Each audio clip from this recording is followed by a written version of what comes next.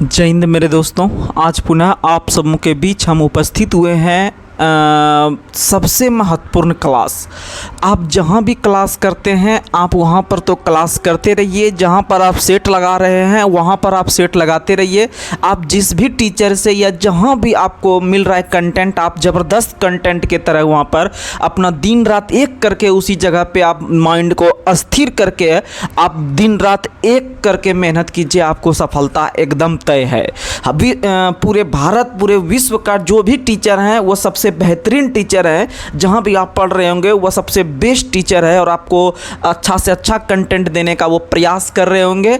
बस आप लोग वहां पर मेहनत करते रहिए और आप आगे निकलिए। लेकिन आपको जो यह क्लास हम प्रोवाइड कर रहे हैं, यह क्लास आपको 40 मिनट 50 मिनट या हाईएस्ट 1 घंटा का क्लास होता है। लेकिन ये जो क्लास होता है यह सबसे निचोड़ वाला क्लास होता है। आप जहाँ भी सेट लगाइए, जहाँ भी पढ़िए आप पढ़िए। लेकिन अगर आप थोड़ा सा इसे आधा घंटा 1 घंटा के रूप में अगर आप इसे देख लेते हैं तो आपको वाकई में आपको एक दिन यकीन हो जाएगा। जिस दिन आप टेस्ट लगाइएगा या फिर जिस दिन आप एग्ज़ाम में बैठिएगा तो उस दिन आपको पता चल जाएगा इस क्लास का क्या जो है कि आप बेनिफिट मिला आपको। तो ज़्यादा बिना कोई समय गवाए जो है कि आज के पुनः हम इस आज के टॉपिक को जो भी हम टेलीग्राम चैनल पे देते हैं आपको सिलेबस रात के 10 बजे, उस सिलेबस को हम लोग पूर्ण करने का प्रयास करते हैं। इसमें आप सबों का जिस तरह से समर्थन मिल रहा है आप सब इसी तरह से हमें सपोर्ट करते रहिए और आप अपने माता पिता के सपनों को जो है कि साकार करने में हर संभव जो है कि आप लोग अपना 100% देने का प्रयास कीजिए। बाद में कि आपसे हम यही विनती करते हैं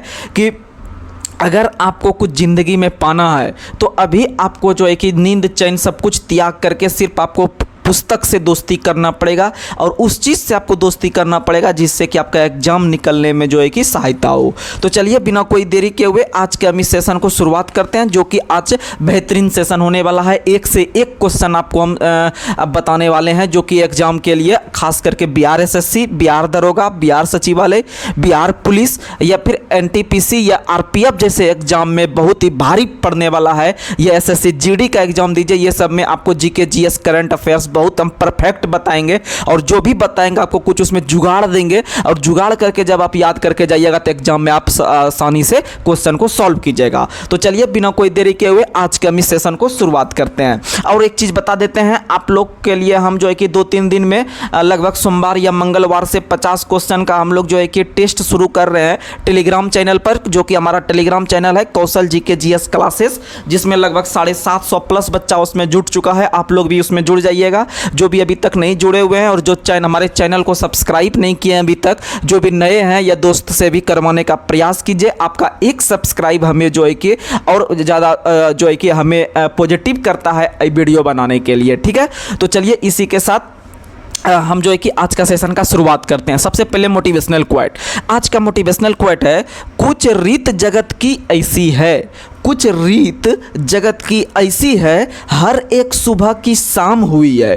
कुछ रीत जगत की ऐसी है, हर एक सुबह की शाम हुई है। तू कौन है तेरा नाम है क्या, तू कौन है तेरा नाम है क्या, सीता भी यहाँ बदनाम हुई, फिर क्यों संसार की बातों से भींग गए तेरे आँखों के नैना, या तेरे आँख भींग गए या तेरे नैना भींग गए, कुछ तो लोग कहेंगे लोगों का काम है कहना। इसीलिए आप दुनियादारी में कुछ मत पड़िए। आपके माता पिताजी, आपके घर वाले बस आपके प्रति अगर पॉजिटिव हैं तो समझिए कि आप सबसे बड़े खुशनसीब हैं इस धरती पर।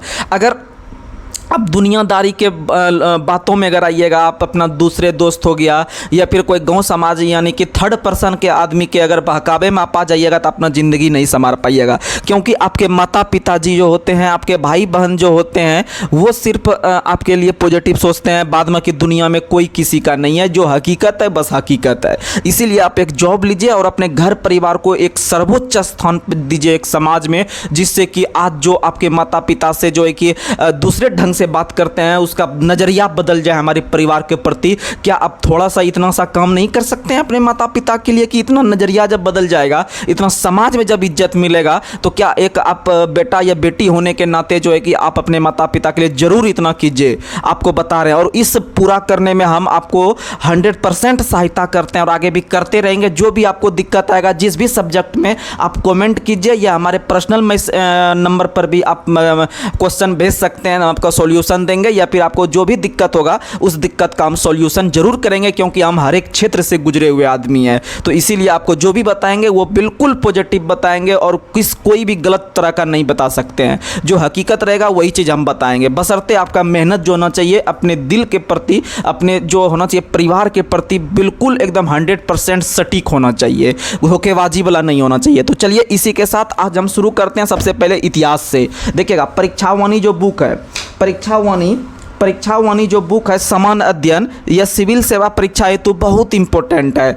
यानी आप बिहार दरोगा में अगर इसको उपयुक्त में लाते हैं तो बहुत फायदा होगा, बिहार सचिवालय में लाते हैं तो बहुत अच्छा होगा, यानी जनरल कंपटीशन में बहुत अच्छा बुक है। तो इसीलिए आपको जो है कि इससे अभी हम हिस्ट्री करवा रहे हैं, फिर आगे पढ़ेंगे, लगभग 2 पेज इससे हम दे रहे हैं। उसके बाद फिर हमको पिनाकल का भी बुक ख़त्म करवाना है, लूसेंट को भी 2 पेज करके ख़त्म करवा रहे हैं, स्पीडी को भी 1 पेज करके ख़त्म करवा रहे हैं, क्योंकि इजी क्वेश्चन भी एग्जाम में आता है जहां बच्चा गलती करके आ जाते हैं। तो आप लोग गलती ना कीजिएगा, आप लोग डेली एकदम समय निकाल कर हमारा वीडियो जरूर देखिए, बहुत फ़ायदेमंद होगा। थोड़ा समय हम शुरू में लेते हैं, लेकिन आपके माइंड को हम क्या कहते हैं उसको माइंड वॉश करते हैं, यानी कि पूरा फ्रेश करते हैं। उसके बाद हम कंटेंट को डालते हैं जिससे कि आपका माइंड में पूरी तरह से बात सेटअप हो जाए। तो चलिए इसी के साथ पॉजिटिव वे में माँ सरस्वती का नाम लेके आज हम जो है कि अपने शुरुआत करते हैं आज के हमारे कंटेंट को।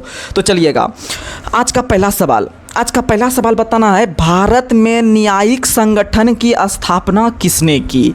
न्यायिक संगठन का मतलब होता है न्याय, मतलब जस्टिस। अगर कोई व्यक्ति गलत काम कर रहा है तो उस गलती के लिए उसे जो सजा मिलेगा, उसे जो न्याय मिलेगा, उसे देने वाला संगठन को कहते हैं न्यायिक संगठन। क्या कहते हैं? न्यायिक संगठन।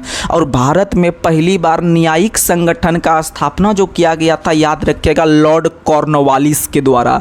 किसके द्वारा? Lord Cornwallis. हाँ, वही लॉर्ड कॉर्नवालिस जो एक अंग्रेज गवर्नर थे, और इसी अंग्रेज गवर्नर के द्वारा भारत में जो है कि पहली बार इसे नागरिक सेवा का जनक भी माना गया। नागरिक सेवा का जनक भी किसे माना गया? तो याद रखिएगा लॉर्ड कॉर्नवालिस को। और लॉर्ड कॉर्नवालिस को भारत में न्यायिक संगठन की स्थापना करने का भी श्रेय जाता है। और लॉर्ड कॉर्नवालिस ने ही 1793 में, बहुत बीबीआई सवाल, लॉर्ड कॉर्नवालिस ने ही 1793 में कॉर्नवालिस कोड का निर्माण करवाया था, जो कि आपका शक्ति पृथक्करण सिद्धांत पर आधारित था। बहुत बार सवाल पूछा गया है कि लॉर्ड कॉर्नवालिस के द्वारा कॉर्नवालिस कोड का निर्माण किस वर्ष किया गया? तो मारिएगा आंसर 1793। अगर इसको डीप करेगा तो पूछेगा कि कॉर्नवालिस कोड जो बनाया गया था लॉर्ड कॉर्नवालिस के द्वारा, वह किस सिद्धांत पर कार्य करता था? तो मारिएगा उसका आंसर शक्ति पृथक्करण के सिद्धांत पर। शक्ति पृथक्करण के सिद्धांत पर लॉर्ड कॉर्नवालिस का कॉर्नवालिस कोड काम करता था, राइट। वहीं अगर हम इसके बारे में और कंटेंट जानने का प्रयास करते हैं तो आपको पता चलेगा अस्थाई बंदोबस्त का शुरुआत भी किसने करवाया था? तो लॉर्ड कॉर्नवालिस ने। अस्थाई बंदोबस्त का शुरुआत भी लॉर्ड कॉर्नवालिस ने करवाया था। और याद रखिएगा अस्थाई बंदोबस्त जो बनाने वाला व्यक्ति था या उसका जो रूपरेखा तैयार करवाया था वह सर जॉन शोर ने। किसने? सर जॉन शोर ने तैयार करवाया था। याद रखिएगा अस्थाई बंदोबस्त। और आप लोग को बता दें अस्थाई बंदोबस्त जो था उसको जो है कि जमींदारी बंदोबस्त भी कहते हैं, इस्तेमारी बंदोबस्त भी कहते हैं। याद रखिएगा जो कि आपका लॉर्ड कॉर्नवालिस के द्वारा शुरू करवाया गया था, लेकिन इसका रूपरेखा किसने तैयार किया था? तो मारिएगा sir John Shore. Sir John Shore, sir John Shore, sir John Shore, sir John Shore, याद रखिएगा। बहुत अच्छा सवाल है। वहीं भू राजस्व का कितना % हिस्सा लिया जाता था? तो 90%। कितना %? 90% भू राजस्व का हिस्सा लिया जाता था आपका लॉर्ड कॉर्नवालिस के समय में। आप लोग याद रखिएगा। आगे बढ़ते हैं।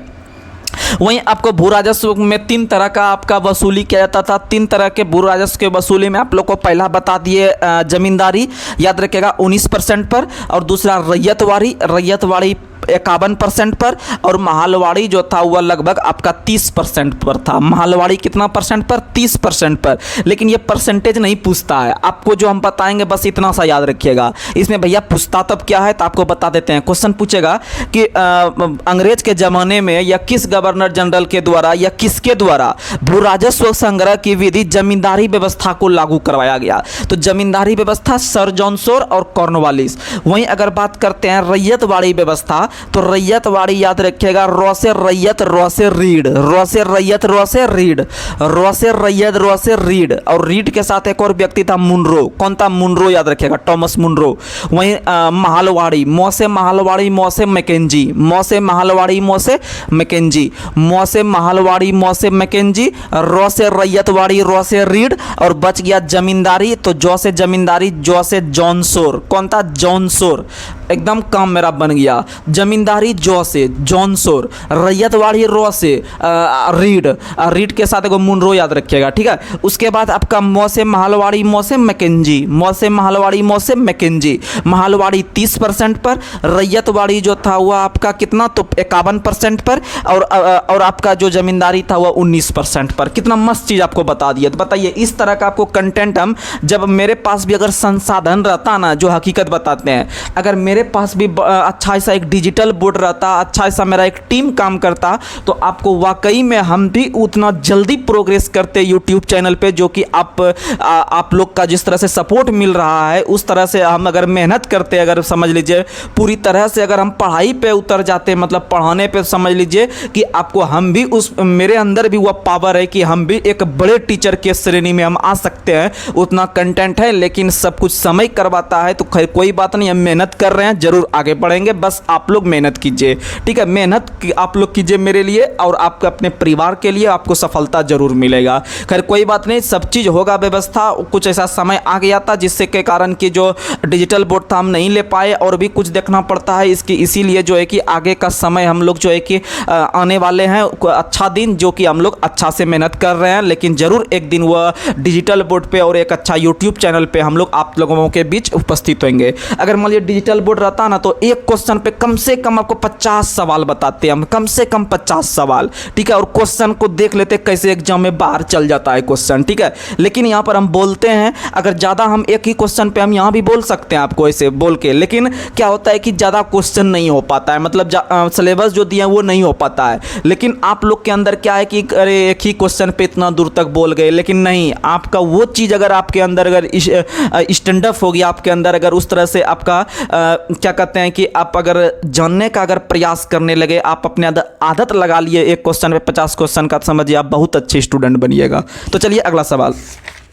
अगला सवाल आप लोग को बताना है कि उस समय जब नेपोलियन की शक्ति के सामने यूरोप में साम्राज्य धाराशाही हो रहे थे, किस गवर्नर जनरल ने भारत में ब्रिटिश पताका फहराए रखा? तो कहने का मतलब क्वेश्चन का यह है, आप लोग को पता है कि भारत लगभग 200 साल तक ब्रिटिश या अंग्रेज का औपनिवेशिक रहा है, राइट, रहा है, बिल्कुल सही। अंततः 1947 में भारत औपनिवेशिक से छुटकारा पाया, अर्थात भारत एक आज़ाद हुआ।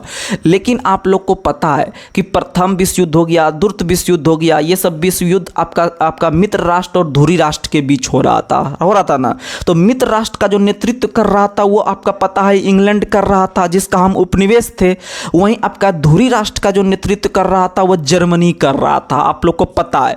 तो वो साइड और ये साइड जब दुतरफा जब युद्ध चल रहा था, तो भारत जो सपोर्ट कर रहा था वह मित्र राष्ट्र का या इंग्लैंड का कर रहा था, अर्थात जबरदस्ती भी करवाया जा रहा था भारतीयों से, क्योंकि भारत उसके अंदर में काम कर रहे थे, आप लोग को पता है। तो याद रखिएगा कि भले नेपोलियन ने दबा दिया हो मित्र राष्ट्र को यानी ब्रिटेन को, लेकिन ब्रिटेन का जो एक गवर्नर था भारत के अंदर में, जिसका नाम है लॉर्ड वेलेजली। क्या नाम था?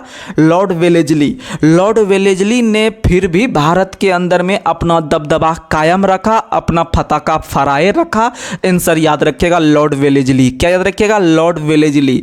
और लॉर्ड वेलेजली बहुत इंपॉर्टेंट सवाल है भारत के अंदर, मगर गवर्नर जनरल पे हम लोग चलेंगे तो आप लोग को पता चलेगा। लॉर्ड वेलेजली यानी बंगाल के प्रथम गवर्नर जो हुए हैं, बंगाल के प्रथम गवर्नर कौन हुए हैं? तो याद रखिएगा रॉबर्ट क्लाइव हुए हैं। और बंगाल के जो प्रथम गवर्नर जनरल हुए हैं वो वारन हेस्टिंग हुए हैं, याद रखिएगा। खैर ये सब तो क्वेश्चन हम बार बार करते रहते हैं, चलिए आगे बढ़ते हैं।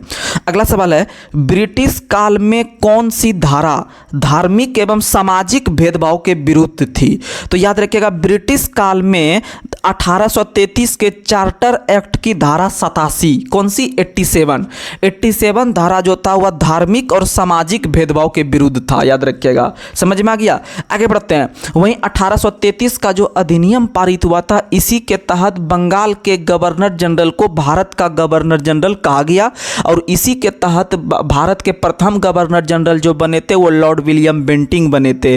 और इसी 1833 के अधिनियम के तहत याद रखिएगा आपका ब्रिटिश ईस्ट इंडिया कंपनी का एकाधिकार पूर्णतः समाप्त कर दिया गया और इसी अधिनियम के तहत आपका सती प्रथा का जो है कि अंत किया गया और दास प्रथा का अंत 1843 के एलनबरो के समय 1843 के एलनबरो के समय समाप्त हुआ। समझ में आ गया। आगे बढ़ते हैं। अगला क्वेश्चन, तथाकथित कुशासन के आधार पर किस गवर्नर जनरल ने मैसूर राज्य के प्रशासन को ले लिया था? तो याद रखिएगा कि तथाकथित कुशासन के आधार पर आप लोग एक क्वेश्चन सुने होंगे, राज्य हड़प नीति, जो कि डलहौजी के द्वारा शुरू किया गया था 1848 में। उस समय कुशासन के आधार पर जो हड़पा गया था वह अवध को हड़पा गया था, जो कि आपको पता है। लेकिन लॉर्ड विलियम बेंटिंग ने मैसूर राज्य को कुशासन के आधार पर भी मिलाया था। याद रखिएगा, तथाकथित कुशासन के आधार पर लॉर्ड विलियम बेंटिंग ने किसको मिलाया था?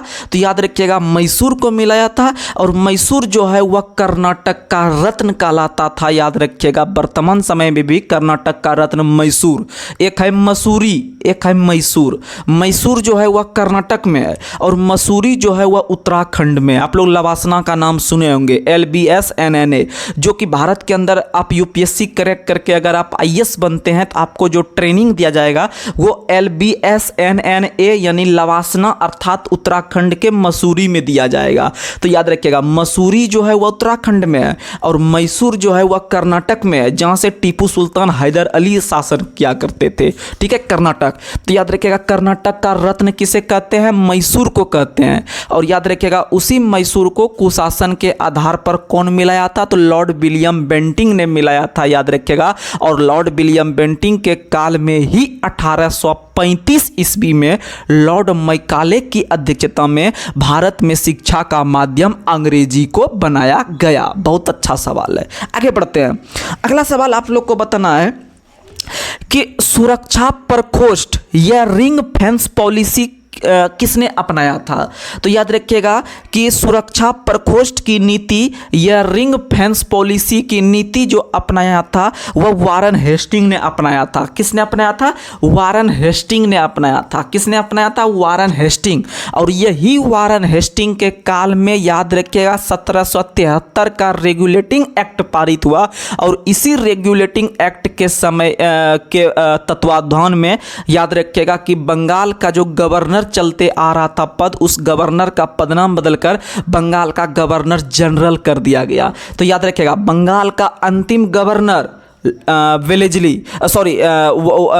वारन हेस्टिंग। ठीक है, बंगाल के अंतिम गवर्नर वारन हेस्टिंग और बंगाल के प्रथम गवर्नर जनरल भी कौन बने? तो वारन हेस्टिंग बने। याद रखिएगा, और वारन हेस्टिंग के काल में ही, वारन हेस्टिंगस के काल में याद रखिएगा आपका बंगाल में द्वैध शासन प्रणाली को समाप्त किया गया। बंगाल में द्वैध शासन प्रणाली को समाप्त कर दिया गया वारन हेस्टिंग के काल में। याद रखिएगा, और रॉबर्ट क्लाइव के काल में द्वैध शासन को प्रारंभ किया गया था।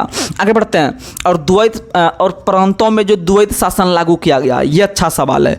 प्रांतों में द्वैध शासन को लागू 1919 के एक्ट के तहत, प्रांतों में द्वैध शासन 1919 के एक्ट के तहत। याद रखिएगा, प्रांतों में द्वैध शासन 1919 अधिनियम के तहत, जिसको याद रखिएगा कि 1919 का जो है कि हम लोग क्या कहते हैं? रेगुलेटिंग एक्ट कहते हैं। याद रखिएगा, 1919 के रेगुलेटिंग एक्ट के तहत जो है कि आपका क्या किया गया? तो याद रखिएगा 1919 के रेगुलेटिंग एक्ट के तहत आपका जो है कि प्रांतों में द्वैध शासन को लागू किया गया और केंद्र में द्वैध शासन 1935 के अधिनियम के तहत। ये दोनों चीज याद रखिएगा। और 1935 के अधिनियम का सबसे प्रमुख लक्ष्य था प्रांत स्वायत्तता। क्या था? प्रांत स्वायत्तता। बहुत फेमस सवाल, क्वेश्चन सीधा पूछेगा, प्रांत स्वायत्तता स्थापित करना किस अधिनियम का सबसे प्रमुख लक्ष्य था? तो याद रखिएगा 1935 का भारत शासन अधिनियम। और इसी अधिनियम को याद रखिएगा 1935 के भारत शासन अधिनियम को जो है कि आपका ब्लूप्रिंट कहा जाता है। और इसी 1935 का अधिनियम जब पारित हुआ था ब्रिटेन सरकार के द्वारा, तो इसे गुलामी का दास्ता पत्र जो कहा था, किसने कहा था? तो याद रखिएगा, जवाहरलाल नेहरू ने। गुलामी का दास्ता पत्र किसने कहा था? जवाहरलाल नेहरू ने। और जवाहरलाल नेहरू ने इनको एक और चीज़ कहा था कि यह बिना ब्रेक वाली इंजन है, यह बिना ब्रेक वाली इंजन है, प्लस गुलामी का दास्ता पत्र, यह दोनों स्टेटमेंट 1935 के अधिनियम के बारे में किसका था? तो याद रखिएगा, आपका जवाहरलाल नेहरू का था। किनका था? जवाहरलाल नेहरू। और जवाहरलाल नेहरू का एक पुस्तक बहुत फेमस है जिनका नाम है glimpses of world history. Glimpses of world history पुस्तक के लेखक कौन है? जवाहरलाल नेहरू। और याद रखिएगा, जवाहरलाल नेहरू का एक नॉर्मल पुस्तक बहुत फेमस है जिसका नाम है आपका discovery of India. Discovery of India. लेकिन वहीं अगर सवाल को ट्विस्ट करेगा, क्वेश्चन पूछेगा rediscovery of India. Rediscovery of India पुस्तक के लेखक कौन है? याद रखिएगा, मेघनाथ देसाई है। कौन है? मेघनाथ देसाई है। कौन है? मेघनाथ देसाई है। बहुत अच्छा सवाल है, ठीक है। वहीं आपका तहकीक हिंद या भारत की खोज पुस्तक के लेखक कौन है? तो अलबुर्नी है, जो कि आपका इतिहास का चीज है। आगे बढ़ते हैं। और भारत के पहले विदेश मंत्री भी कौन बने हैं? तो याद रखिएगा, जवाहरलाल नेहरू। भारत के पहले विदेश मंत्री भी कौन बने हैं? जवाहरलाल नेहरू, याद रखिएगा। वहीं आपका अगर बात करते हैं कि भारत के पहले विदेश मंत्री जवाहरलाल नेहरू, वहीं अगर हम बात करते हैं कि सबसे लंबे दिनों तक प्रधानमंत्री कौन बने हैं, तो जवाहरलाल नेहरू। भारत के पहले प्रधानमंत्री कौन बने हैं जिनके विरुद्ध अविश्वास प्रस्ताव लाया गया? तो जवाहरलाल नेहरू 1963 में, याद रखिएगा। आगे बढ़ते हैं। अगला, लेकिन वह पास नहीं हो पाया था। अगला क्वेश्चन आप लोग को बताना है, किस गवर्नर जनरल पर महाभियोग का मुकदमा चलाया गया? तो याद रखिएगा, महाभियोग का मुकदमा वारन हेस्टिंग पर चलाया गया। किस पर चलाया गया?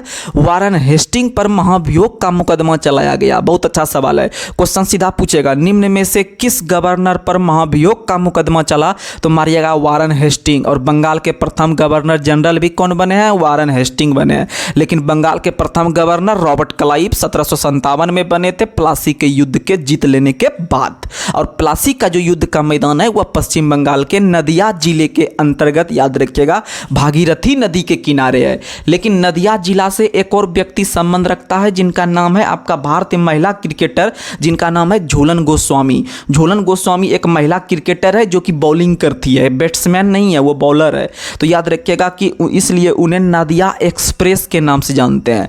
नादिया एक्सप्रेस के नाम से झूलन गोस्वामी को जानते हैं। वहीं नदिया से एक और व्यक्ति है, पश्चिम बंगाल के नदिया जिला से एक और व्यक्ति है जिनका नाम है चैतन्य महाप्रभु। सीधा क्वेश्चन पूछेगा, चैतन्य महाप्रभु का संबंध किस राज्य से था? याद रखिएगा, पश्चिम बंगाल के नदिया जिला। पश्चिम बंगाल के नदिया जिला। आगे बढ़ते हैं। अगला सवाल बताना है, लॉर्ड कॉर्नवालिस की कब्र भारत के किस शहर में है? तो एकमात्र ऐसा गवर्नर जनरल जिसका कब्र या कब्रिस्तान या समाधि जो है वह भारत के किसी शहर में है, जिसका नाम है उत्तर प्रदेश के गाजीपुर। उत्तर प्रदेश के गाजीपुर। उत्तर प्रदेश के गाजीपुर। उत्तर प्रदेश के गाजीपुर में लॉर्ड कॉर्नवालिस की कब्र है। लॉर्ड कॉर्नवालिस की कब्र है। और वह गाजीपुर जो है ना, वह उत्तर प्रदेश का एक शहर है, वह पूर्वांचल का हिस्सा है। बिहार से लगभग आपका कम दूरी पे गाजीपुर स्थित है, याद रखिएगा। और इसी गाजीपुर को काशी की बहन कहा जाता है। काशी की बहन गाजीपुर को कहा जाता है, याद रखिएगा। काशी की बहन किसे कहा जाता है? गाजीपुर को। और गाजीपुर में किसका कब्र है? तो लॉर्ड कॉर्नवालिस की कब्र है। और लॉर्ड कॉर्नवालिस को भारत के अंदर में नागरिक सेवा का जनक माना जाता है। आगे बढ़ते हैं। अगला सवाल आप लोग को बताना है कि प्रथम वास्तविक जनगणना किस गवर्नर के समय शुरू हुआ था? तो भारत के अंदर में 1881 ईस्वी में लॉर्ड रिपन के काल में 1881 ईस्वी में लॉर्ड रिपन के काल में पहली बार आपका नियमित जनगणना या अस्थायी जनगणना या वास्तविक जनगणना का शुरुआत हुआ, याद रखिएगा। और तभी से प्रत्येक 10 वर्ष के अंतराल पे जनगणना होते हैं। लेकिन भारत में पहली बार जनगणना, याद रखिएगा, 1872 में लॉर्ड मेयो के काल में, लॉर्ड मेयो के काल में, याद रखिएगा। आगे बढ़ते हैं और याद रखिएगा कि लॉर्ड रिपन के काल में ही आपका, लॉर्ड रिपन के काल में ही आपका जो है कि पहली बार जो है कि फैक्ट्री अधिनियम पारित हुआ था। लॉर्ड रिपन के काल में ही 1882-83 में जो है कि आपका पहली बार फैक्ट्री अधिनियम पारित हुआ था। और लॉर्ड रिपन को जो है कि स्थानीय स्वशासन का जनक कहा जाता है। स्थानीय शासन का जनक किसे कहा जाता है? तो लॉर्ड रिपन को। और नियमित जनगणना भी लॉर्ड रिपन में, और पहला फैक्ट्री अधिनियम भी लॉर्ड रिपन में। आपको गारंटी देते हैं सवाल नहीं छूटेगा, बशर्ते आप लगातार मेहनत कीजिए मेरे साथ, डेली बेसिस पे सुनिए। एक दिन सुनने से कहीं किसी का कुछ नहीं हुआ है। आप जहां भी पढ़ रहे हैं आप लगातार मेहनत कीजिए। हाँ, लेकिन आप यह जरूर तय कीजिएगा आपको फायदा कहाँ हो रहा है। आप कहीं अंधार घर में नहीं रहिएगा कि हम जो बोल रहे हैं आप जहां पढ़ रहे हैं वहीं पढ़ते रहिए, ऐसा कुछ नहीं। आपको अपडेट भी होना है कि हमको मान लीजिए 6 महीना यहाँ पर पढ़े, हमको इंप्रूवमेंट नहीं हो रहा है, नंबर नहीं बढ़ रहा है, समझ में नहीं आ रहा है, तो आपका यह कर्तव्य बनता है कि आप जितना जल्दी हो सके वहाँ से छोड़ के आप दूसरे जगह भी आप जाके सेट हो सकते हैं। और वहाँ पर आप अपना जो है कि आपका ज़िंदगी है, आपका समय है, दोबारा कभी नहीं लौट के आएगा। ये नहीं कि हम मस्ती कर रहे हैं, 5 आदमी मिल के जो है कि घूम रहे हैं, ये कर रहे हैं, वो कर रहे हैं, उससे कुछ नहीं होगा। वो समय आने पे सब आपसे दूर हो जाएगा, कहीं कुछ नहीं होता है। हम भी 5 साल पहले लगभग 50, 60, 100 दोस्त मेरा हुआ करता था, लेकिन लगभग हम लोग ग्रुपिंग कर करके सबका सिलेक्शन हो गया और आज वो अपने ज़िंदगी में मस्ती कर रहे हैं। लेकिन वैसा कोई बात नहीं है, मेहनत अगर सब मिल के किए हैं मेहनत, लेकिन हम ग्रुप डिस्कशन करवा के जरूर सबको हम सपोर्ट किए हैं। यह बात जो है कि सभी व्यक्ति को पता है जिनका भी सिलेक्शन हुआ है। लेकिन खैर कोई बात नहीं, आप लोग भी मेहनत कीजिए, पक्का सिलेक्शन होगा। मेहनत करने वाला का कभी जो है कि हाथ खाली नहीं हुआ है। चलिए आगे बढ़ते हैं। अगला सवाल आप लोग को बताना है। अगला सवाल आप लोग बताइएगा, बंगाल में टेनेंसी एक्ट किस गवर्नर के समय पारित हुआ? तो बंगाल में टेनेंसी एक्ट लॉर्ड डफरिन के काल में। किस काल में? Lord Dufferin. और लॉर्ड डफरिन जो थे, इन्हीं के काल में भारत में भारतीय राष्ट्र कांग्रेस का स्थापना 28 दिसंबर 1885 को हुआ, याद रखिएगा। और जब कांग्रेस का स्थापना हो रहा था,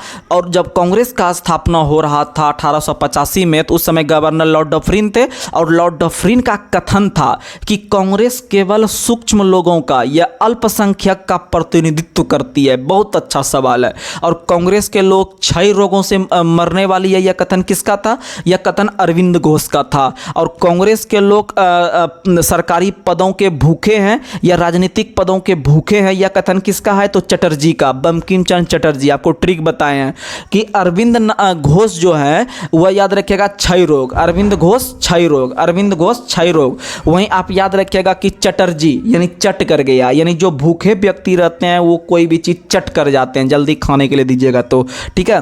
तो चटर्जी जो बोले हैं वो भूखा बोला है, यानी कि कांग्रेस के लोग राजनीतिक पदों के भूखे हैं, ठीक है। वहीं कांग्रेस केवल याचना करने वाली संस्था है, या बिपिन चंद्र पाल ने बोले हैं। कौन बोले हैं? बिपिन चंद्र पाल। याचना के लास्ट में 9 आ रहा है, और बिपिन के लास्ट में भी क्या आ रहा है? 9 आ रहा है, तो 9 वाला 9 सटा देना है। और कांग्रेस के लोग राजनीतिक पदों के भूखे, जो भूखा रहता है वह क्या करता है? चट कर जाता है, तो बंकिम चंद्र चटर्जी। और एक क्षय रोग याद रखना है, अरविंद घोष। क्षय रोग याद रखना है, अरविंद घोष। क्षय रोग याद रखना है, अरविंद घोष। वहीं आपको एक और बताए थे कि कांग्रेस जो है वह अपने पतन की ओर लड़खड़ाती हुई जा रही है, यह कथन किसका था? तो लॉर्ड कर्जन का था। लॉर्ड कर्जन, यानी आपको पता है जिस व्यक्ति पे कर्ज ज़्यादा बढ़ जाता है तो वह व्यक्ति लड़खड़ाने लगता है। यानी ऐसा अगर स्टेटमेंट आ जाए कि कांग्रेस जो है अपने पतन की ओर लड़खड़ाती हुई जा रही है, बेचारा जब लड़खड़ा रहा होता है कोई व्यक्ति अपने पतन की ओर, तो इसका मतलब है कि उसको ज़रूर दिक्कत है इकोनॉमी का, यानी कि उसको पैसा का। तो याद रखिएगा इस पर कर्जा आ गया है। क्या हो गया था? उस पे कर्जा। समझ में आ गया? तो बताइए आप पर नहीं क्वेश्चन अगर आपको सेट में अगले दिन मिल जाए कहीं पर, तो आप क्या नहीं मारिएगा? ये सब ब्रांडेड क्वेश्चन आता है एग्जाम में, खास करके बिहार एसएससी, एनटीपीसी या बिहार दरोगा सब में खूब भर भर के क्वेश्चन आता है। और ये सब क्वेश्चन आप लोग गलती नहीं कीजिएगा, आप लोग मेहनत कीजिए। चलिए अगला सवाल आप लोग को बताना है अगला सवाल, गोद प्रथा निषेध सिद्धांत किस पर लागू किया गया था?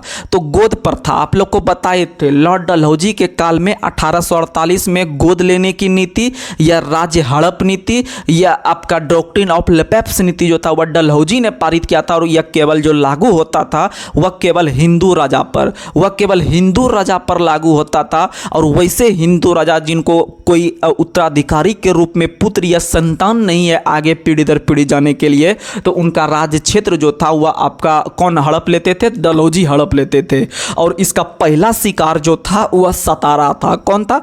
सतारा था, याद रखिएगा। कौन था?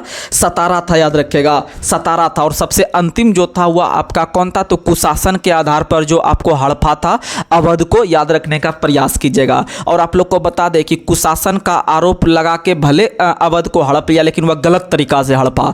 हड़प नीति उसमें लागू नहीं हुआ, क्योंकि हड़प नीति का मतलब होता है कि उसका राजा का कोई पुत्र अगर नहीं है तब आप हड़प सकते हैं, लेकिन उसका पुत्र भी था जो है कि उसमें बिरजिस कादिर नाम का उनका पुत्र भी था बेगम हजरत महल का, ठीक है, या फिर वाजिद अली शाह जो वहाँ के अवध के जो नवाब हुआ करते थे उनका पुत्र भी था जो है कि बिरजिस कादिर, फिर भी उनको जो है कि हड़प लिया। इसका मतलब जरूर जो है कि वह कुशासन का आधार लगाया, अर्थात यह जो है कि गलत तरीका से अपनाया। राइट, आगे अगला क्वेश्चन बताना है।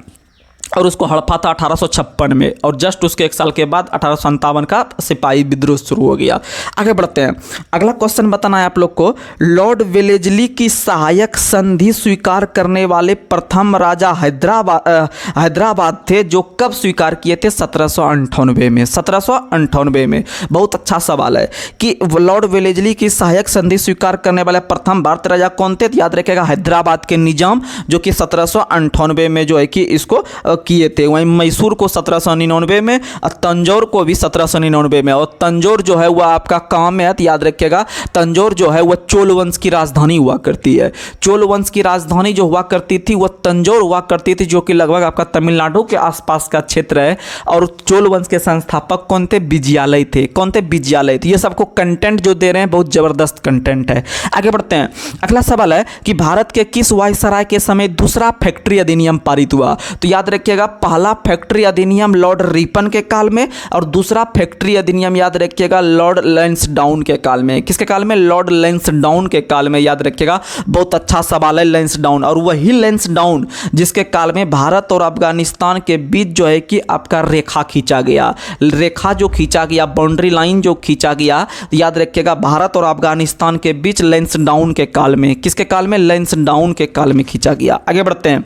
अगला क्वेश्चन है, हमने भारत को तलवार के बल पर जीता है और तलवार के बल पर ही इसको अपने अधीन में रखेंगे, यह कथन किस गवर्नर का था? तो लॉर्ड एल्गिन द्वितीय का था। लॉर्ड एल्गिन द्वितीय, यानी लास्ट में दूत लगा रहेगा। यानी ये दो गो स्टेटमेंट, एक ही स्टेटमेंट में ये दो स्टेटमेंट बोल दिए हैं कि भारत को हम तलवार के बल पर जीते हैं और तलवार के बल पर भी इसको अपने अंदर में या अपने अधीन में रखेंगे। यानी देखिएगा सेंटेंस पूरा एक ही है, लेकिन सेंटेंस उसमें दो आपको नजर आ रहा होगा कि भारत को जो जीते हैं वह तलवार के बल पर और तलवार के बल पर ही इसके अधीन रखेंगे, यानी दो स्टेटमेंट। तो याद रखिएगा, जब ऐसा दो स्टेटमेंट आपको देखने के लिए मिलेगा तो आपका माइंड तुरंत क्लिक होना चाहिए, लास्ट में क्या लगना चाहिए? द्वितीय, यानी लॉर्ड एल्गिन द्वितीय, लॉर्ड एल्गिन द्वितीय, लॉर्ड एल्गिन द्वितीय, लॉर्ड एल्गिन द्वितीय। और आपको बता दें कि स्वामी विवेकानंद जी ने जब भारत के अंदर में पश्चिम बंगाल में रामकृष्ण मिशन का स्थापना किए थे,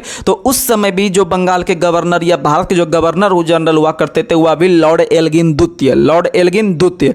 और याद रखिएगा स्वामी विवेकानंद ने रामकृष्ण मिशन का स्थापना 1897 में किए थे और स्वामी विवेकानंद ने बेलूर मठ का स्थापना 1887 में किए थे। आपका कहाँ में? तो बेलूर जो है वह कलकत्ता में शहर है। तो याद रखिएगा स्वामी विवेकानंद ने बेलूर मठ 1887, रामकृष्ण मिशन का स्थापना स्वामी विवेकानंद ने 1897, और दोनों कहाँ किया है? तो दोनों कलकत्ता में।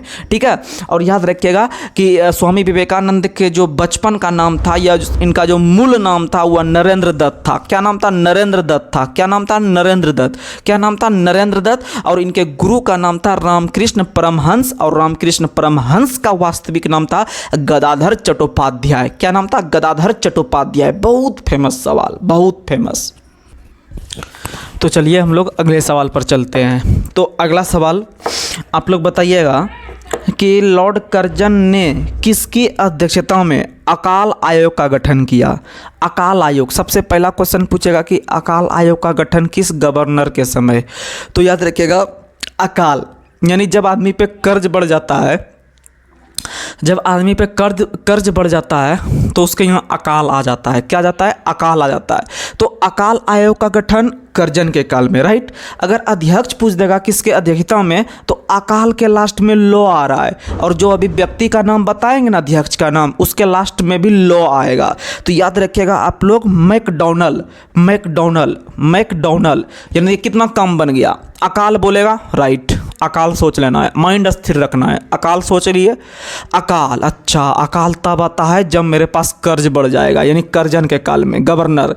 लेकिन अगर पूछेगा किसके अध्यक्षता में, तो अकाल के लास्ट में लो आ रहा है और उस नाम के लास्ट में भी लो आ रहा है। तो देख रहे हैं ये सब जुगाड़ है, ये सब चीज़ आपको कहीं भी जल्दी तो आपको नहीं मिलेगा। भरसक हमें लगता है शायद नहीं मिलेगा, क्योंकि हम भी सब जगह पढ़े हुए हैं, अधिकतर जगह, चाहे वो पटना हो या और कहीं हो, हम पढ़े हुए हैं। लेकिन इस तरह का जुगाड़ देने का समय बड़े बड़े टीचर के पास नहीं है, ठीक है। और यही चीज़ की आवश्यकता है आजकल के ज़माने में स्टूडेंट को। लेकिन स्टूडेंट क्या है, बड़े बड़े नाम देख के चल जाते हैं, लेकिन और बाद में पछताते हैं। अब मान लीजिए किसी भी कोचिंग में मान लीजिए 5000 बच्चा पढ़ रहा है, तो 5000 में 50-100 का सिलेक्शन कोई बड़ी बात नहीं है। हाँ, अगर आपको दम है तो आप 50 में 50 का सिलेक्शन, आप 50 का एडमिशन लीजिए, 50 को सिलेक्शन दिलवा के दिखाइए, तब आपका बौद्धरी है, ठीक है। ऐसा नहीं कि हम खूब जो है कि 10,000 20,000 एडमिशन ले लिए हैं और उसमें आपको 100 गो बच्चा पास कर रहा है, तो वो कोई बहादुरी वाली बात नहीं है। उसमें खुद बच्चा का जो है कि होता है, ठीक है।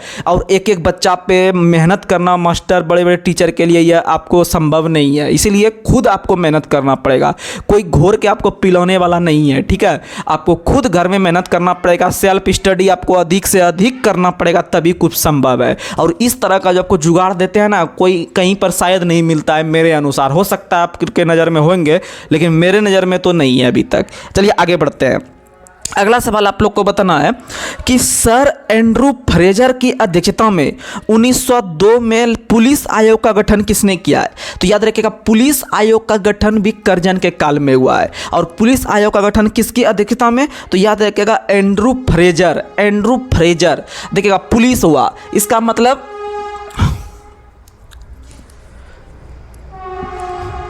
वंदे भारत पार कर रही है। इसका मतलब इससे क्वेश्चन पूछेगा कि वंदे भारत ट्रेन का पुराना नाम क्या है, तो ट्रेन 18 है, ट्रेन 18 है वंदे भारत, ठीक है। और वंदे भारत शुरुआत में फ्रांस से लिया गया था, याद रखिएगा। फ्रांस का एक कंपनी बहुत इंपॉर्टेंट है, वही कंपनी फ्रांस ने बना के दिया था भारत को, याद रखिएगा, ठीक है। तो ये सब आपका जो है कि इंपॉर्टेंट सवाल होता है, तो ये सब आप याद रखिएगा। और भारत में वंदे भारत ट्रेन जो बन रहा है वह आपका इंटीग्रल कोच फैक्ट्री पेरम्बूर में भी बन रहा है, आप लोग याद रखिएगा। और एक वंदे भारत ट्रेन का एक बोगी, लगभग उसमें 8 बोगियाँ होती है वंदे भारत में, और 8 बोगी में से एक बोगी बनाने का जो खर्च आता है, आप सुन के हिल जाइएगा। तो याद रखिएगा 159.9 करोड़ रुपया, 159.9 करोड़ रुपया एक वंदे भारत ट्रेन के एक बोगी बनाने में खर्च आता है। तो टोटल 8 बोगी बनाने में समझ लीजिए कि कितना खर्च होगा, प्लस में इंजन वगैरह बनाने में कितना खर्च होगा, तो आप इससे अंदाज़ा लगा सकते हैं, ठीक है। तो चलिए हम लोग अगले सवाल पर चलते हैं। तो आइए आपको जुगाड़ देते हैं। तो याद रखिएगा अकाल आयोग का गठन कर्जन के काल में, और लास्ट में लो आएगा तो अध्यक्ष मिल जाएगा मैकडोनल्ड, ठीक है। वहीं अगर पूछेगा ये पुलिस आयोग का गठन किसके काल में, तो पुलिस तभी आएगा जब आदमी पे कर्ज वगैरह लेके झगड़ा जब हो जाता है तो पुलिस आता है। तो पुलिस आयोग का गठन भी कर्जन के काल में। और पुलिस आयोग के अध्यक्ष कौन थे, तो याद रखिएगा फरेज यानी हिसाब फरेज का काम करते हैं आके पुलिस, ठीक है, याद रखिएगा। वहीं अगर पूछेगा सिंचाई आयोग का गठन किसने किया है, तो सिंचाई आयोग का गठन भी कर्जन ने किया है। जब देखिएगा गांव घर में जब जहां पर सिंचाई का व्यवस्था अच्छा से नहीं है, एक ही 2 गो नलकूप या फिर एक ही 2 गो हैंडपंप सब है आपका सिंचाई करने के लिए खेत में, तो वहां पर आदमी का मन बढ़ जाता है, जिसका वो रहता है ना, आदमी का मन बढ़ जाता है कि न जब मन होगा सिंचाई करेगा, नहीं मन होगा तो वो नहीं करेगा सिंचाई। तो इसका मतलब आपको जुगाड़ देते हैं। इसका मतलब मान लीजिए एक व्यक्ति ने सिंचाई, अब मान लीजिए अगर गांव में एक ही गो बोरिंग है, उससे सिंचाई पूरा खेत करेगा तो वो व्यक्ति जो है कि बहुत सारा कर्ज दूसरे से ले लेगा, नहीं लेगा कर्ज, मतलब कि कर्ज पे जो है कि वो चलाने लगेगा अपना जो है कि सिस्टम। इसका मतलब सिंचाई में भी आदमी कर्ज करवा करवा के आदमी सिंचाई करवाता है, और जब आदमी सिंचाई करवाता है पैसा लगा के, तो वह मन भर सिंचाई करवाता है, खेत का पूरा डुबा देता है, अड्डा अड्डा भर पानी दे देता है। तो इसका मतलब मेरा जुगाड़ बन गया। अगर पूछेगा सिंचाई आयोग का गठन किसने, तो सिंचाई करने के लिए आदमी कर्ज ले लेके सिंचाई करवा रहा है, और जब कर्ज लेके सिंचाई करवाएगा तो आप भी अगर किसी से कर्ज लेके सिंचाई करवाइएगा अपना खेत, तो इसका मतलब आप भी जो है मन भर करवाइएगा सिंचाई, मन भर, यानी पूरा जब तक ना आपका मन भर जाए तब तक आप सिंचाई करना बंद नहीं कीजिएगा खेत का, कि जब हम पैसा दे ही रहे हैं कर्ज पे उठा के, तो क्यों ना हम मतलब कि मन भर जो है कि पटा ले खेत या सिंचाई कर ले। तो याद रखिएगा। अब आपको हम इसको क्लियर करते हैं। अगर क्वेश्चन पूछेगा कि सिंचाई आयोग का गठन किसके काल में, तो करजन के काल में, और इसके अध्यक्ष कौन थे, तो मनक्रिक थे। कौन थे, मनक्रिक। सिंचाई आयोग के अध्यक्ष कौन थे, मनक्रिक। तो आपको एक बार फिर से रिकॉल करवाते हैं। अकाल आयोग के अध्यक्ष, तो लास्ट में लो आएगा, मैकडोनल्ड। वहीं सिंचाई आयोग के अध्यक्ष, तो सिंचाई मन भर होगा और कर्ज लेके, तो ये सब तो कॉमन है, कर्जन तो मार दीजिएगा। वहीं अगर पूछेगा पुलिस, तो पुलिस आयोग जो आता है वह आपका हिसाब फरेब करने के लिए आता है, यानी फ्रेजर। समझ में आ गया। अगर आप 2-4 बार ऐसे करके आप सुनिएगा और कॉपी में जब नोट डाउन कीजिएगा, तो आप बताइए, जब सप्ताह में 1 बार 2 बार आप देखिएगा तो क्या आप भूल पाइएगा, नहीं भूल पाइएगा। तो यही गारंटी आपको देते हैं, ऐसे आप याद रखिएगा। चलिए हम लोग अब चलते हैं पिनाकल, जो कि SSC CGL वगैरह का जो सेंट्रल लेवल का होता है, उसका प्रीवियस ईयर देखते हैं, जो कि आपका आगे एग्जाम के लिए बहुत महत्वपूर्ण है। बताइएगा, बैडमिंटन नेट की ऊंचाई कितनी होती है, तो बैडमिंटन का जो नेट की ऊंचाई होती है 5.1 feet. 5.1 feet 5.1 feet 5.1 feet badminton के नेट की ऊंचाई होती है, याद रखिएगा। और बैडमिंटन जो है वह इंडोनेशिया का राष्ट्र खेल है। बैडमिंटन इंडोनेशिया का राष्ट्र खेल है ही। इंडोनेशिया लास्ट में यो आ रहा है, मलेशिया लास्ट में यो आ रहा है, तो इंडोनेशिया मलेशिया दोनों का राष्ट्र खेल जो है वह बैडमिंटन है। ठीक है, बैडमिंटन है, याद रखिएगा। और बैडमिंटन से 1-2 को शब्दावली पूछता है जो कि बहुत इंपॉर्टेंट है, जैसे ड्यूस। ड्यूस शब्द का संबंध बैडमिंटन से है, और लव शब्द का संबंध भी किससे है, तो बैडमिंटन से। ड्यूस और लव ये दोनों शब्द का संबंध किससे है, बैडमिंटन से। और बैडमिंटन में नेट की ऊंचाई 5.1 फुट 5.1 फुट 5.1 फुट, याद रखिएगा। आगे बढ़ते हैं।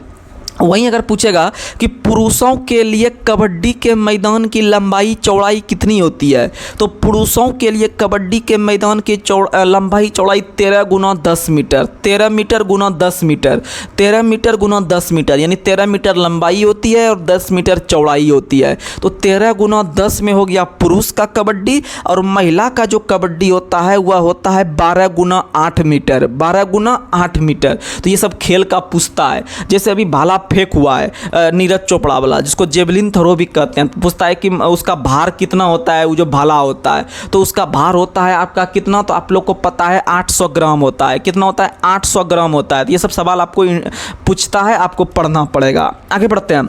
अगला सवाल है कि कबड्डी मैच की अवधि कितनी होती है। अगर पूछ देगा तो क्या मारिएगा, तो कबड्डी मैच की जो अवधि होती है वह होता है कितना, तो याद रखिएगा 40 मिनट। और 40 मिनट जो होता है वह 20-20 मिनट का 2 रेशियो में खेला जाता है। 20 मिनट का फर्स्ट हाफ होता है, और सेकंड हाफ जो होता है या लास्ट हाफ जो होता है वह भी 20 मिनट का होता है, और कुल 40 मिनट का होता है कबड्डी। और कबड्डी में याद रखिएगा खिलाड़ी की संख्या कितना होता है, तो कबड्डी में के प्रत्येक टीम में 7 खिलाड़ी होते हैं। कितने खिलाड़ी होते हैं, 7 खिलाड़ी होते हैं। समझ में आ गया।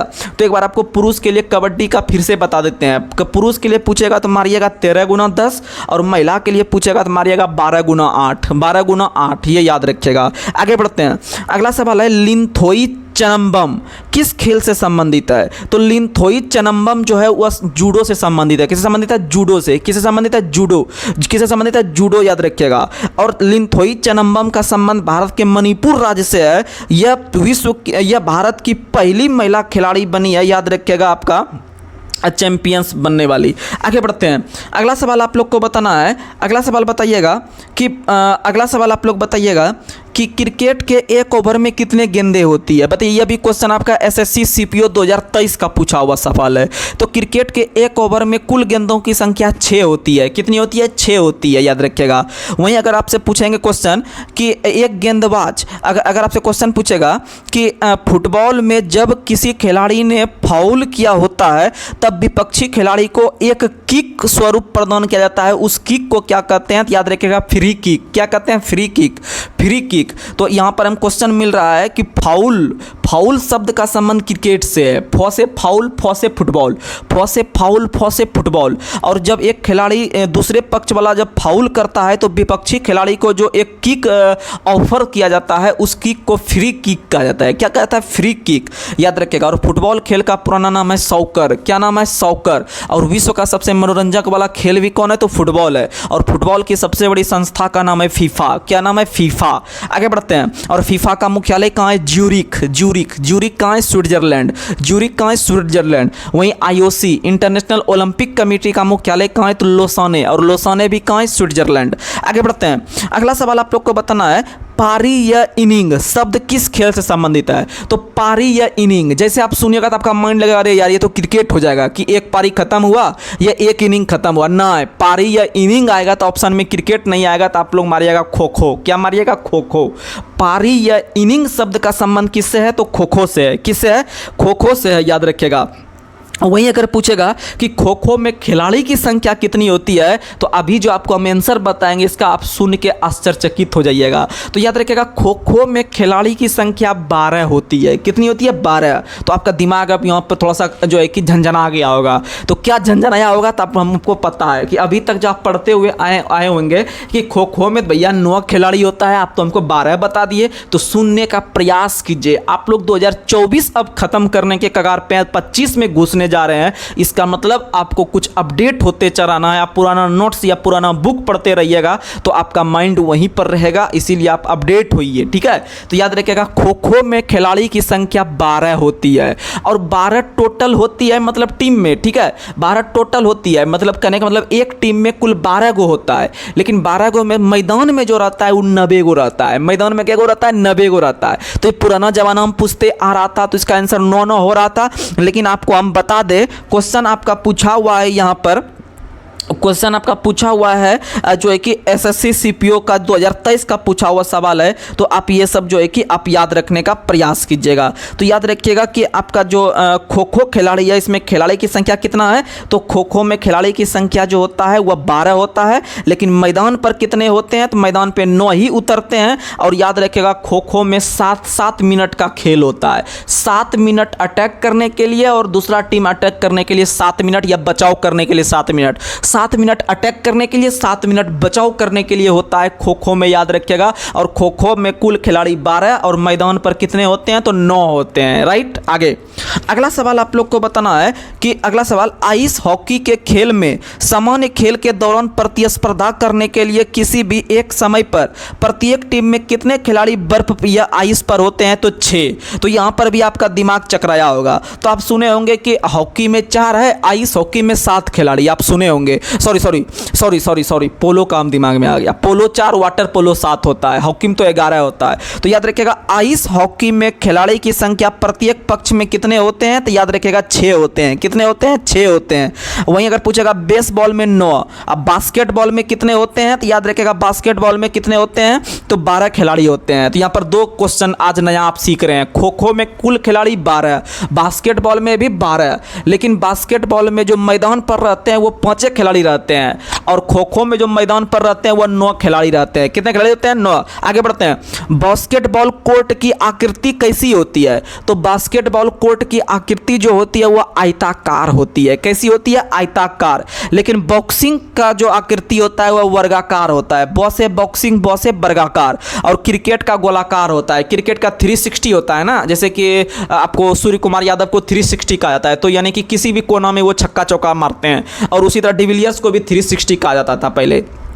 तो याद रखिएगा 360 यानी हो गया आपका वृत्ताकार, तो वृत्ता ब से वृत्ताकार, और जो है कि ब से उधर बॉक्सिंग हो गया था। और आपका क्रिकेट भी कैसा होता है, क्रिकेट गोलाकार होता है। कैसा होता है, गोलाकार, गोला यानी एक तरह से वृत्त ही आप समझ लीजिए। समझ में आ गया था, अब ये सब याद रखिएगा। आगे बढ़ते हैं। टेस्ट मैच क्रिकेट में एक टीम एक दिन में न्यूनतम कितने ओवर खेल सकती है, तो अधिकतम 90 ओवर, अधिकतम 90 ओवर याद रखिएगा। और पहला टेस्ट मैच जो खेला गया था 1877 ईस्वी में आपका ऑस्ट्रेलिया और इंग्लैंड के बीच खेला गया था, याद रखिएगा। समझ में आ गया। अगला सवाल है कि किस वर्ष इंपीरियल क्रिकेट कॉन्फ्रेंस के गठन के साथ ही क्रिकेट एक अंतर्राष्ट्रीय खेल बन गया, तो याद रखिएगा 1909 में आईसीसी का स्थापना हुआ, यानी इंटरनेशनल क्रिकेट काउंसिल। और इंटरनेशनल क्रिकेट काउंसिल जो नाम पड़ा है 1989 में आके नाम पड़ा है, लेकिन अंतर्राष्ट्रीय क्रिकेट काउंसिल का जो पहले नाम हुआ करता था, जब इसका स्थापना 1909 में हुआ था, तो उस समय इसका नाम इंपीरियल क्रिकेट कॉन्फ्रेंस हुआ करता था। लेकिन 1989 में इसका नाम बदलकर इंटरनेशनल क्रिकेट काउंसिल कर दिया गया और इसका मुख्यालय दुबई में है। कहाँ में है, दुबई में है। आप लोग याद रखने का प्रयास कीजिएगा। तो चलिए हम लोग अब चलते हैं लूसेंट पे। लूसेंट में जो हम लोग ज्योग्राफी को खत्म करते हुए पीछे से आ रहे हैं, वह बहुत ही सुंदर सुंदर क्वेश्चन है। आप लोग इसे जो है कि अच्छा से याद रखने का प्रयास कीजिएगा। तो चलिए महत्वपूर्ण सब सवाल जो होगा आज का हम आपके बीच करते हैं, फिर अपने सेशन को ब्रेक करेंगे। बताइएगा, भाखड़ा नागल परियोजना किस नदी पर है, तो भाखड़ा नागल परियोजना सतलज नदी पे है। किस नदी पे, सतलज नदी पे। और इससे लाभान्वित होने वाले कुल 4 राज्य हैं। कितने राज्य हैं, 4। एक तो पंजाब, हरियाणा तो मारना ही मारना है, साथ ही हिमाचल और राजस्थान, हिमाचल और राजस्थान, हिमाचल और राजस्थान, ये 4 राज्य भाखड़ा नागल परियोजना से जो है कि लाभान्वित होते हैं, याद रखिएगा। और सतलज नदी का पुराना नाम जो है वह सुतुद्रु है। क्या है, सुतुद्रु है, याद रखिएगा। और भाखड़ा नागल परियोजना का स्थापना 1963 में हुआ है। कब हुआ है, 1963 में। भाखड़ा नागल परियोजना का स्थापना 1963 में। वहीं टिहरी परियोजना का स्थापना 2006 में। वहीं आपका क्या कहते हैं ये दामोदर नदी घाटी परियोजना का स्थापना 1948 में, जो कि आज़ादी के बाद बनने वाला पहला परियोजना जो था वह दामोदर नदी घाटी परियोजना, जो कि पश्चिम बंगाल और झारखंड राज्य को लाभान्वित करता है। वहीं अगर हम बात करते हैं आपका जो है कि हीराकुंड बांध परियोजना, तो हीराकुंड बांध परियोजना लगभग आपका 1955-56 में बना, याद रखिएगा। आगे बढ़ते हैं। अगला सवाल आप लोग को बताना है कि सतलज परियोजना किस नदी पे है। ये बच्चा अगर आ जाएगा एग्जाम में तो अधिकतर बच्चा गलत करके आएगा। कैसे गलत करेगा, तो क्वेश्चन ही है सतलज परियोजना, तो सब सोचेगा कि सतलज नदी हो जाएगा, लेकिन आपका आंसर गलत हो जाएगा। सतलज परियोजना जो है वह चिनाब नदी पे है। सतलज परियोजना किस नदी पे है, चिनाब नदी पे है, याद रखिएगा। और चिनाब नदी का पुराना नाम है अस्किनी। क्या नाम है, अस्किनी। अस्किनी जो है वह चिनाब का पुराना नाम है। चिनाब का पुराना नाम क्या है, अस्किनी। और याद रखिएगा चिनाब पर एक दो परियोजना बहुत फेमस है, जैसे कि आपका सलाल परियोजना, जैसे आपका है सलाल परियोजना, फिर आपका दुलहस्ती परियोजना, ठीक है, ये सब बहुत फेमस है चिनाब पे। वहीं बगलियार परियोजना, ये सब किस पे, चिनाब पे। बगलियार हो गया, सलाल हो गया, दुलहस्ती हो गया, ये सब किस पर है, चिनाब पर है। किसका किस पर है, तो चिनाब पर है, याद रखिएगा। और सिंधु की सबसे लंबी सहायक नदी भी कौन है, तो चिनाब है, याद रखिएगा। और चिनाब पर सबसे लंबा रेलवे पुल भी बना हुआ है। आगे बढ़ते हैं। अगला सवाल आप लोग को बताना है, दामोदर नदी घाटी परियोजना किस नदी पर है, दामोदर पर। हीराकुंड बांध परियोजना किस नदी पर है, तो हीराकुंड जो है वह महानदी पे उड़ीसा में है, याद रखिएगा। आगे बढ़ते हैं। अगला सवाल है, तुंगभद्रा परियोजना किस नदी पर है, तुंगभद्रा नदी पर। और तुंगभद्रा जो है वह आपका कृष्णा की सहायक नदी है, याद रखिएगा। और कृष्णा का और भी 2-4 गो सहायक नदी बता देते हैं, जैसे कि घाट प्रभा, माल प्रभा, दूध गंगा, पंचगंगा। दूध गंगा शुरू से, घाट प्रभा, माल प्रभा, जैसे हम बोलते हैं आप वैसे याद रखिएगा कृष्णा नदी के बारे में। घाट प्रभा, माल प्रभा, दूध गंगा, पंचगंगा। घाट प्रभा, माल प्रभा, दूध गंगा, पंचगंगा। घाट प्रभा, माल प्रभा, दूध गंगा, पंचगंगा। ये चारों किसकी सहायक नदी है, याद रखिएगा कृष्णा का है। किसका है, कृष्णा का। किसका है, कृष्णा का, याद रखिएगा। और कृष्णा नदी का उद्गम स्थल महाराष्ट्र के महाबलेश्वर पहाड़ी। कृष्णा नदी का उद्गम स्थल महाराष्ट्र के महाबलेश्वर पहाड़ी से है, याद रखिएगा। और यह बहुत आपका फेमस है। और अपना जल जो है कि आपका विभिन्न राज्य पूर्वोत्तर में होते हुए आपका बंगाल की खाड़ी में अपना जल गिराने का काम करते हैं, याद रखिएगा। आगे बढ़ते हैं।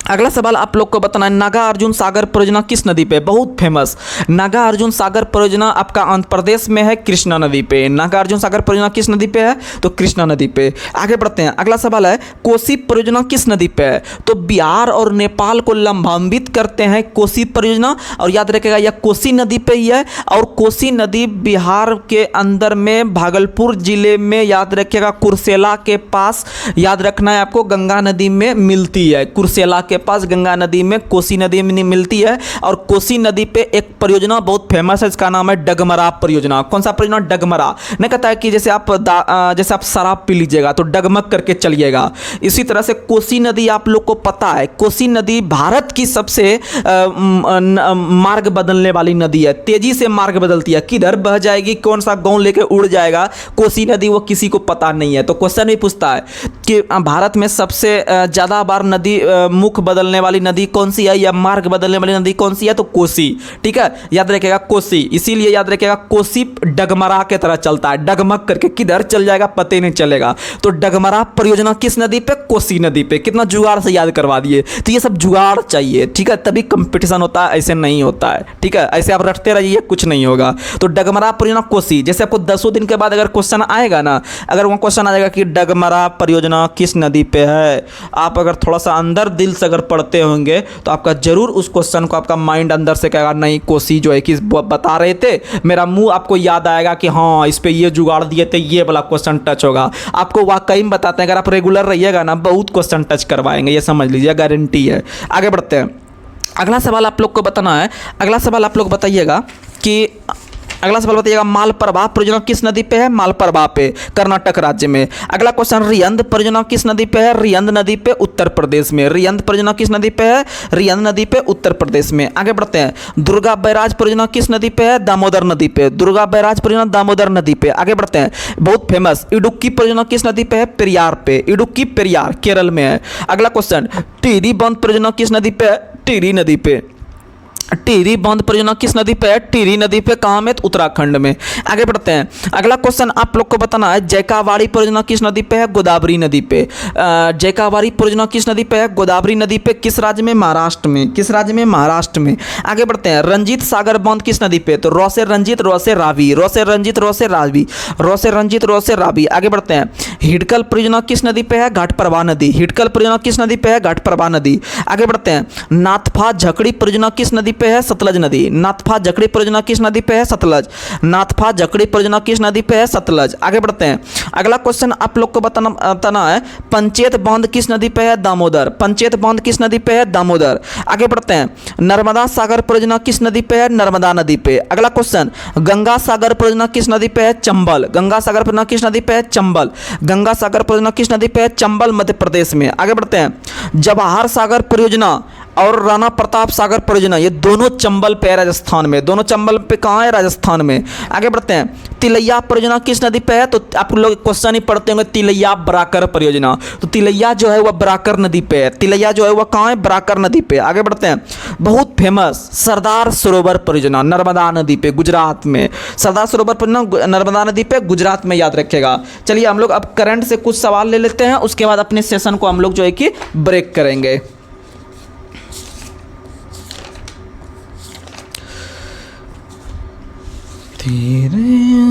बताइएगा, जोशीमठ तहसील का नाम बदलकर क्या कर दिया गया? तो जोशीमठ तहसील जो है यह उत्तराखंड के चमोली के पास है। जैसे चमोली बोले होंगे तो आपके माइंड में आना चाहिए बात कि चमोली को जो है कि क्या कहा जाता है? तो फूलों की घाटी। फूलों की घाटी कहाँ है? चमोली, उत्तराखंड में। ठीक है, तो याद रखिएगा, जोशीमठ तहसील का नाम बदलकर जो से ही रखा है, तो उसका नाम है ज्योतिर्मठ। क्या नाम है? ज्योतिर्मठ। क्या नाम है? ज्योतिर्मठ। जोशीमठ का नाम बदलकर ज्योतिर्मठ रख दिया गया है उत्तराखंड में। आगे बढ़ते हैं, अगला सवाल है, सौराष्ट्र क्रिकेट एसोसिएशन स्टेडियम का नाम बदलकर क्या रखा गया? तो Niranjan Shah stadium. Saurashtra cricket stadium का नाम बदलकर निरंजन शाह स्टेडियम। आगे बढ़ते हैं, पेटीएम ई कॉमर्स का नाम बदलकर क्या रखा गया है? तो पेटीएम ई कॉमर्स का नाम बदलकर पे प्लेटफॉर्म। कौन सा? पे प्लेटफॉर्म। आगे बढ़ते हैं। अयोध्या रेलवे स्टेशन का नाम बदलकर क्या रख दिया गया है? अयोध्या धाम। क्या रख दिया गया? अयोध्या धाम, याद रखिएगा। और अयोध्या के अंदर में एक हवाई अड्डा नया बना है जिसका नाम क्या है? तो याद रखिएगा आप लोग, महर्षि वाल्मीकि हवाई अड्डा। क्योंकि आपको पता है अयोध्या राम से संबंधित है, और राम यानी रामायण, रामायण के रचयिता महर्षि वाल्मीकि। तो याद रखिएगा महर्षि वाल्मीकि कहाँ में है? तो अयोध्या में है।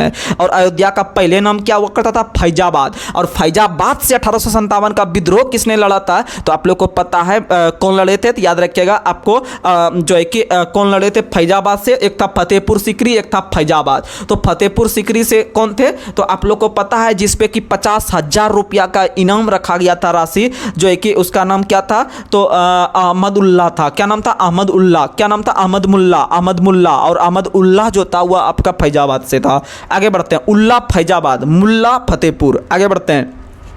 अगला क्वेश्चन बताना है, फिरोजाबाद का नाम बदलकर क्या रखा गया है? तो आप लोग को पता है फिरोजाबाद उत्तर प्रदेश का एक शहर है जो कांच की चूड़ी के लिए प्रसिद्ध है। और मुरादाबाद जो है वह पीतल के बर्तन के लिए प्रसिद्ध है। और अलीगढ़ जो है वह ताला नगरी के नाम से प्रसिद्ध है। तो याद रखिएगा फिरोजाबाद का नाम बदलकर चंद्रनगर, फिरोजाबाद का नाम बदलकर चंद्रनगर रखा है। आगे बढ़ते हैं।